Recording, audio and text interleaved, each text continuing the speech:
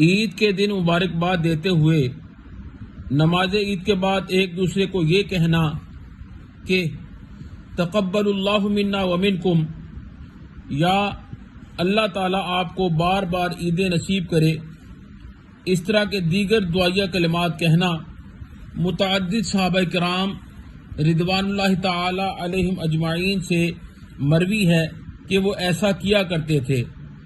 اللہ تعالی ہمارے روزے، صدقات، ذکر و اذکار، نمازیں، نماز تراویح، قیام اللیل اور دیگر عبادات جملہ حسنات قبول فرمائے اور ہمارے اندر وحدت ہمیں نصیب فرمائے، اتحاد امت مسلمہ کا درس دینے کی توفیق عطا فرمائے، ہر قسم کی فرقہ واریت سے ہم سب کو محفوظ فرمائے، ہمارے مرحومین کی مغفرت فرمائے، ہمارے فلسطینی بھائیوں کی مدد فرمائے۔ یا باری تعالیٰ ظالموں کو ہدایت نصیب فرما، ظالموں کو ہدایت نصیب فرما۔